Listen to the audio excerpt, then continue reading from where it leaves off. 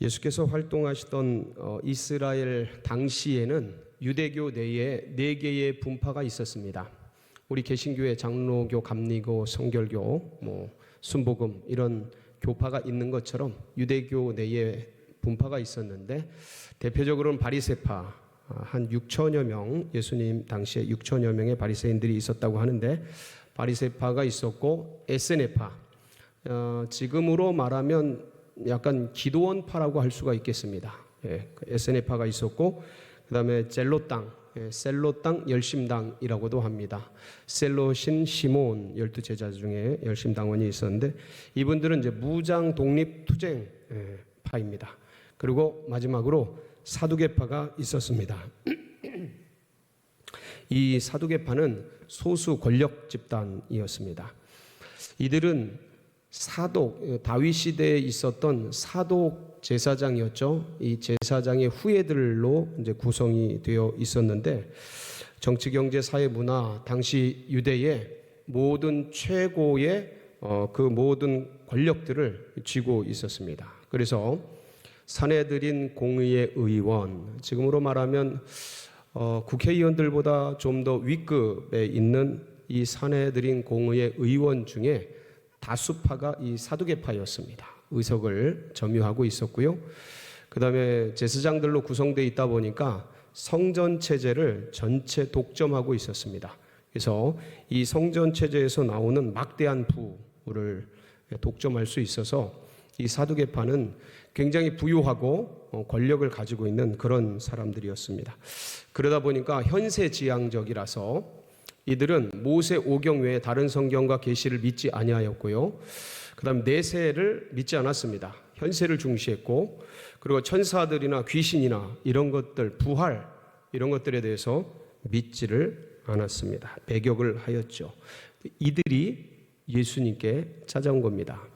마지막 지금 우리가 지키고 있는 특별 고난주간 셋째 날 되는 그날에 이제 찾아와서 부활에 대해서 질문을 한 겁니다. 오늘 첫 절을 보면 알겠지만 23절에 보면 이 사두개인들에 대해서 이렇게 소개하고 있죠. 한번 보시겠습니까? 부활이 없다는 사두개인. 이들은 부활을 믿지 않았습니다. 근데 부활 논쟁을 하는 거예요. 부활을 믿지 않는 자들, 사두개인. 근데 예수님은 부활에 대해서 믿을 뿐만 아니라 부활을 전하셨고, 그리고 내가 곧 부활이요 생명이다, 이렇게 증거하셨습니다. 그래서 부활을 믿지 않는 자들과 부활이라고 말씀하시는 예수님 사이에서 이들이 부활에 대해서 논쟁을 하면서 사두개인들이 노리고 있는 것은 뭐냐면, 부활에 대한 논리적인 모순을 드러냄으로써 예수님이 전하는 부활이 얼마나 거짓이고 가짜인지에 대해서 드러내려고 하는 거예요. 그러면서 예수님의 가르침과 예수님이 전하는 도가 얼마나 허무맹랑한 것인지를 알리면서 이 예수를 따르는 것이 얼마나 어리석은 짓인지를 드러내려고 믿지도 않는 부활에 대해서 가지고 와서 이 부활에 대해서 이제 논쟁을 불을 붙이게 된 겁니다. 이렇게 시작을 하죠. 24절에 보면 선생님이요 모세가 일렀으되, 이것은 신명기 25장 5절에 있는 그 말씀입니다. 만일 사람이 자식이 없이 죽으면 그 동생이 그 아내에게 장가들어 형을 위하여 상속자를 세울지니라 하였나이다. 이것은 형사수치제라고 해서 형이 자손이 없이 죽었을 때 그 형수를 동생들이 취해서 형의 자손을 잇는 제도입니다. 계대 결혼이라고 해서 옛날에 저희 나라도 있었습니다. 그래서 이거 조금 더 변형된 형태가 이제 시바지 같은 것으로 이제 이해하시면 되겠습니다. 그래서 이 형이 죽고 수치, 형수를 취하는 이 제도를 이야기하면서 부활에 대해서 이제 얘기하기 시작하는데, 예를 드는 겁니다. 7명의 형제가 있었는데 이 7명의 형제 중 마지가 결혼을 했어요. 결혼을 했는데 아니 후사가 없이 이 마지 형이 죽어버린 겁니다. 그래서 후사를 잇기 위해서 둘째가 형수에게 장가들었고 셋째, 넷째, 다섯째, 여섯째, 일곱째까지 그렇게 했다는 거예요. 자, 그렇다면 부활 때에, 부활의 날 사람들이 한꺼번에 쫙 다 살아날 텐데 그때 이 여인은 누구의 부인이 되겠는가? 7대 1인데 도대체 누구의 부인이 되겠는가? 라는 질문을 하면서 얘기하고 싶은 게 뭐냐면 부활이 있으면 이런 모순과 부조리가 발생한다. 그러니까 예수 네가 전하는 부활이라는 것은 있다 없다. 있을 수 없는 일이다. 이런 부조리와 모순이 생기는 부활 이런 게 왜 있겠냐 하고 거꾸로 공박을 하는 겁니다. 사두개인들이. 자, 그럴 때 이제 예수님께서 이제 답을 하시죠. 답을 하시는데 요 말씀에서 자세히 보면 당시 유대인들이 부활에 대해서 어떻게 생각하고 있었는지를 알 수 있는 대목이 나옵니다. 28절에 보면 이런 말이 있죠. 28절 한번 제가 읽어드릴까요? 그런즉 그들이 다 그를 취하였으니 부활 때에 7 중에 누구의 아내가 되리이까? 어느 때예요? 부활 때. 그러니까 사두개인들은 부활을 믿지 않는데 그 당시 유대 사회에 보편적으로 알려져 있었던 부활 신앙을 가지고 온 거예요. 그래서 부활이 있다면 그 부활 때 7명의 남자와 1명의 여자가 결혼을 해서 살아난다면 누구의 부인이 되겠냐? 말도 안 되지 않냐? 그러니까 이 부활 때는 유대인들이 보편적으로 믿고 있었던 겁니다. 요 얘기를 누구도 해요? 예수님하고 마르다가 대화를 할 때도 요 얘기가 나옵니다. 예수님이 네 오라비 나사로가 살아나리라 라는 말을 했을 때 마르다가 뭐라 그러냐면 주님 마지막 날 부활 때에 그리 될 줄 압니다 라고 대답을 해요. 그러니까 보편적인 유대인들이 믿고 있었던 부활 때를 그 당시에 이제 예수님을 믿는 신앙을 개종한 사람들도 그대로 믿고 있었던 거예요. 마지막 때 부활 때 이것을 부활이라고 생각하고 있었던 것이죠. 그러니까 이 당시에 부활에 대한 그 신앙은 전부 마지막 날 종말의 때에 그 심판 때에 모든 육체가 한꺼번에 부활하는 그것을 부활이라고 생각하고 있었습니다. 근데 주님은 그런 부활이 아닌 다른 부활을 알려주고 싶었는데 뭐냐면 일단은 주님께서 너희들이 믿고 있는 게 얼마나 문제가 있는지를 얘기를 해주십니다. 그게 30절 말씀인데 너희가 성경도 하나님의 능력도 알지 못하는 거로 뭐하였도다? 오해하였도다. 그리고 말씀을 이렇게 이어갑니다. 부활 때에는 장가도 아니가고 시집도 아니가고 하늘에 있는 천사들과 같으니라. 그러니까 부활 때가 있기는 있다.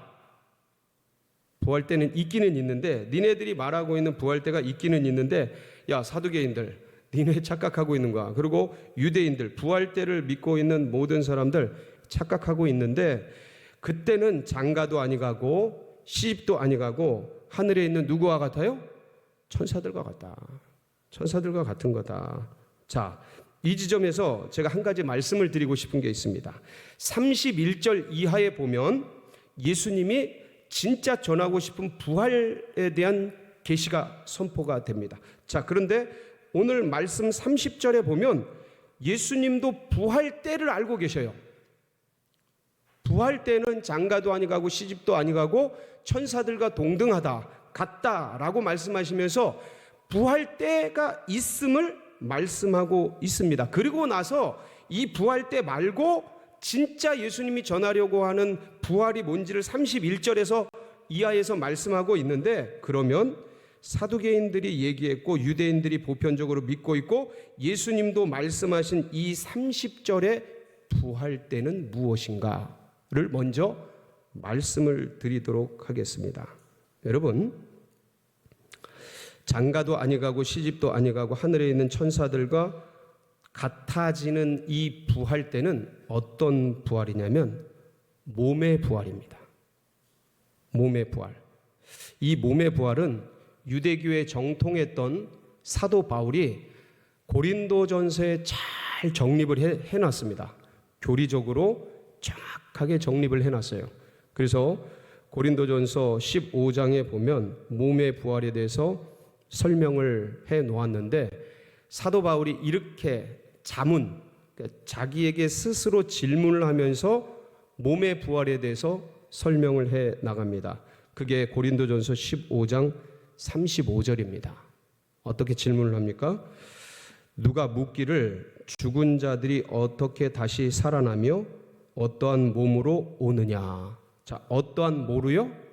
몸으로 오느냐 하고 묻고 있는데, 하고 이제 스스로 질문을 하면서 그 대답에 대해서 42절, 44절, 전부 고린도전서 15장입니다. 42절, 44절에 이렇게 대답을 합니다. 죽은 자의 부활도 그와 같으니 썩을 것으로 심고 썩지 아니할 것으로 다시 살아나며, 욕된 것으로 심고 영광된 것으로 다시 살아나며, 약한 것으로 심고 강한 것으로 다시 살아나며, 육의 몸으로 심고 신령한 몸으로 다시 살아나나니 육의 몸이 있은즉 또 영의 몸도 있느니라. 그러니까 이 몸이 썩지 않습니까? 이 썩을 몸이 무덤의 흙으로 돌아가게 되죠. 그리고 부활 때, 여기서 말하는 몸의 부활이에요. 부활 때 썩지 아니할 것으로 다시 난다라는 거예요. 이 몸이. 그리고 욕된 몸이지 않습니까? 여기에 죄도 있고 허물도 있고 수많은 욕된 것이 됐는데, 이 욕된 것으로 심고 영광스러운 것으로 이 몸이 다시 살아난다는 겁니다. 약한 것, 이게 병들고 다치고 깨지고 찢어지고 약한 몸인데 심어서 죽어서 흙으로 갔다가 부활 때 강한 몸으로 살아난다라는 거죠. 그래서 이 육의 몸을 심는데 신령한 몸, 강하고 썩지 않고 영광스러운 신령한 몸으로 다시 살아난다라는 말씀입니다. 44절 한번 띄워주실래요? 44절 끄트머리에 보면 이런 얘기가 있습니다. 육의 몸이 있은즉 또 뭐도 있느니라? 영의 몸도 있느니라. 자, 이게 잘 보세요. 이 영의 몸, 육의 몸은 이게 육의 몸이지 않습니까? 육의 몸이 있는데 영의 몸도 있다. 영을 담고 있는 영광스러운 몸도 있다라고 말씀하고 있는데, 여기서 보면 이 영의 몸이 무슨 뜻이냐면 헬라어를 보면 비물질적인 것의 물질이란 뜻입니다. 다시 한번 뭐라고요? 비물질적인 것의 물질. 다시 바꿔 말하면 영에 적합한 몸이란 뜻이에요. 영의 몸이. 그러니까 영에 적합한 몸이라는 게 지금은 우리 속에 부활된 영, 이 보배로운 영이 있지 않습니까? 근데 이게 질그릇 같은 이 영에는 적합하지 않은 몸을 입고 있잖아요. 지금 우리는.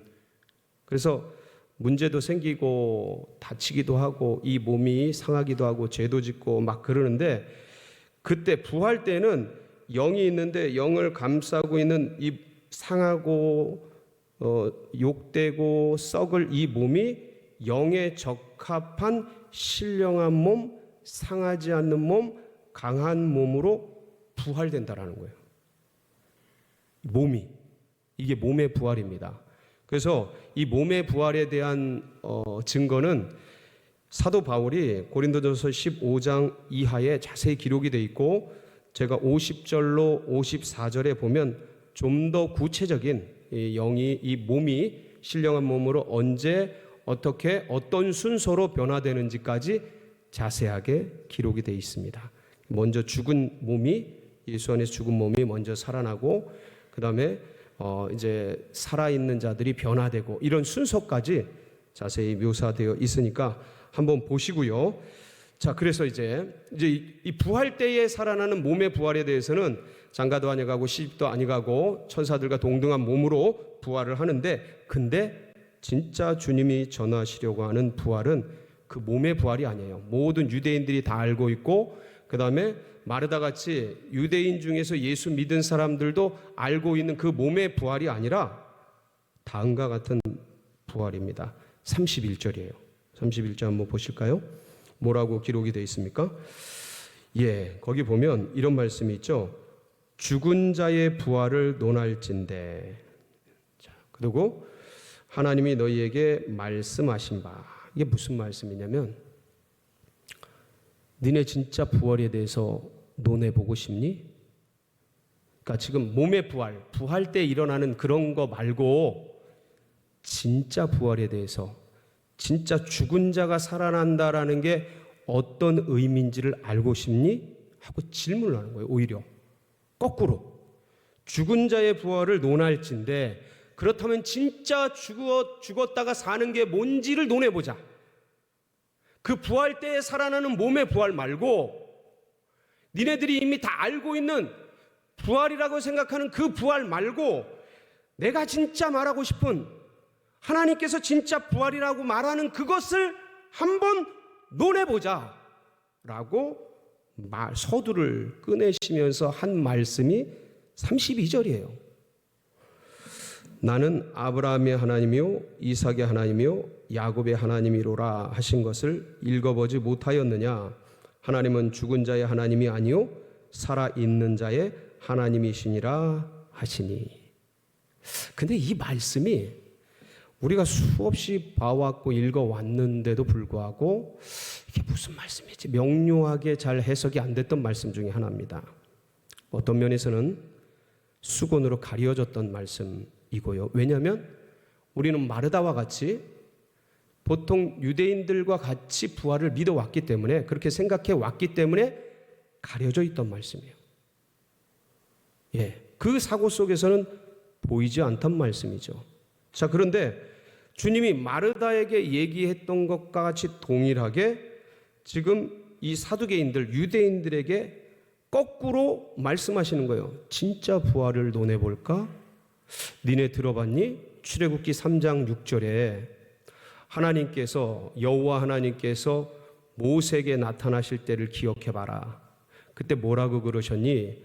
모세가 타지 않는 떨기나무로 가까이 올 때 하나님께서 모세야 모세야 이곳에 가까이 오지 말아라. 네가 선 땅은 거룩한 땅이니 네 발에서 신을 벗으라. 그리고 하나님이 스스로를 이렇게 소개했던 거 기억나니? 나는 네 조상의 하나님이니 아브라함의 하나님이요 이삭의 하나님이요 야곱의 하나님이로다 라고, 그때 하나님이 모세에게 하나님 스스로를 소개했었던 그 말 니네들 기억나니?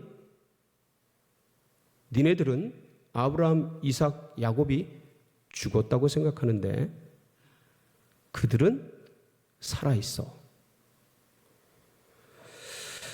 이 32절 뒤에 보면 어떻게 말씀하고 있냐면, 하나님은 죽은 자의 하나님이 아니요 살아있는 자의 하나님이시니라. 한번 32절 띄워주세요. 다시 한번 읽겠습니다.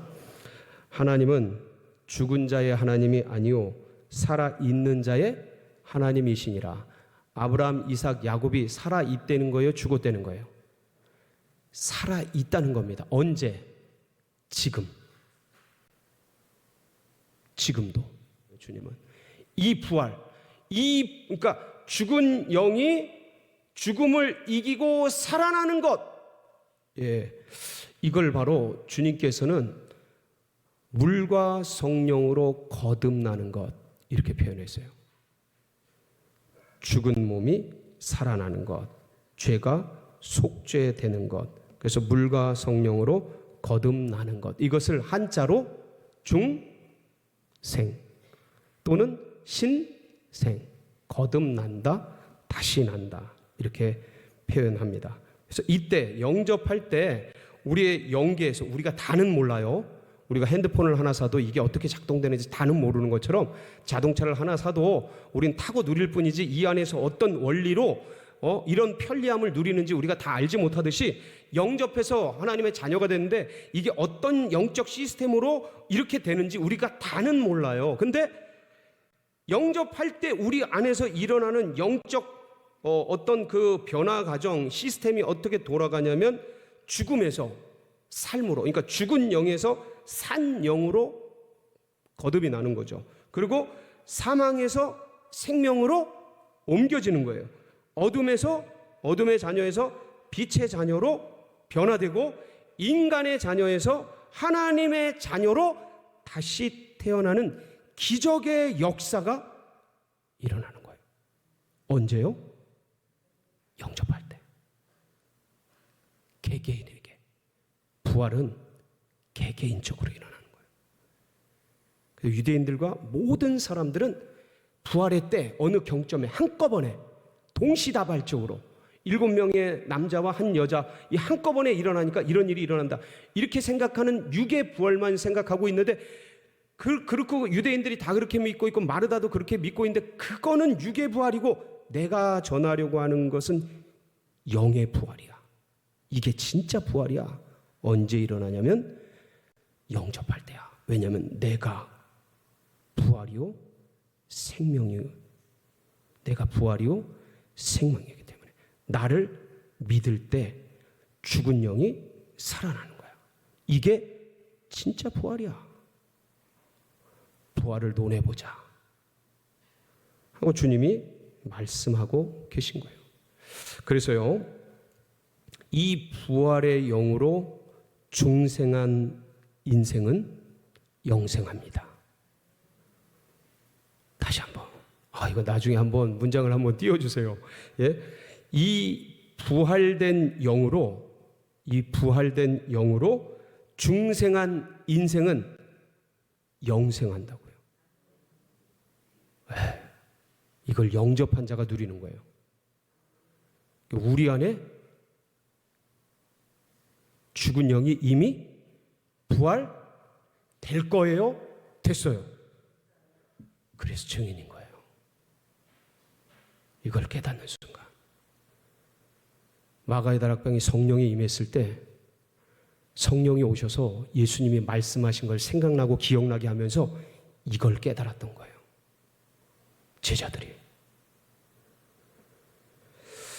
참, 그런데 이제 사실은 어떤 면에서는 우리도 마르다 같이 믿고 있고 유대인들처럼 부활을 그렇게 생각하고 있고, 그동안 신앙생활을 해오면서 우리가 여기까지 왔지만 여전히 우리도, 크리스찬들도, 이 시대를 사는 많은 그리스도인들도 이전의 유대인들이나 마르다 같이 믿고 있는 이런 상황 속에 살고 있잖아요. 예? 주님을 영접할 때 이 기적이 우리 안에 이미 일어났는데 우리는 부활의 날 그때 일어날 걸 믿음으로 선취하고 바라보면서 간다고 생각하면서 그렇게 믿음 생활을 하고 있지 않습니까? 그럼에도 불구하고 하나님은 이미 우리 안에 이 엄청난 기적을 행해 주셨어요. 모르면서 믿고 가도, 내 자녀가 이 부모의 사랑이 어떤 건지 다 모르고 태어나서 살아도 부모님은 전적인 사랑을 베풀어 주시는 것처럼 우리 주님은 우리가 다 알지 못해도 영접하고 그냥 교회 생활하는 게 즐겁고 그냥 하나님 믿는 게 즐겁고, 이런 진리와 이런 숨겨진 아름다운 이런 보화 같은 것들을 다 모를지라도 그냥 주님을 구주로 믿고 십자가의 은혜를 생각하면서 살아가는 것, 그렇게만 해도 주님은 이미 이 안에 있는 놀라운 보화와 보석들을 다 넣어두셨어요. 그리고 그런 놀라운 은혜를 이미 베풀어 주신 주님을 다 알지 못한 채 믿고 가면서 이 몸, 이 육, 질그릇 속에 담긴 보배처럼 이 질그릇 같은 몸이 여전히 구원받았음에도 불구하고 쓰러지고 넘어지고 죄짓고 쓰러지고 주님 배신하고 어느 때는 일부러도 그렇게 쓰러지는 그런 연약함이 있음에도 불구하고 그것을 주님은 뭐라 하지 않고 우리를 구원해 주시고 하나님의 자녀로 인쳐 주셨어요. 예, 이게 주님의 사랑이에요. 이게 주님의 은혜예요. 여러분, 주님께서 우리 안에 부활된 영으로 중생을 시켜주시고 이 인생을 영생으로 바꿔주시고 그래서 우리 안에 이 놀라운 기적이 이미 일어난 것을 이제 우리가 알았더라도 주님은 아무런 타치하지 않으셔요. 다만 깨닫고 더 많이 누리고 이것을 간증하고 고백하고 증거자가 되는 그런 것을 주님이 기다리고 계십니다. 여러분, 이 복을 마음껏 누리시고 전하는 복된 성도님들 되시길 축복합니다.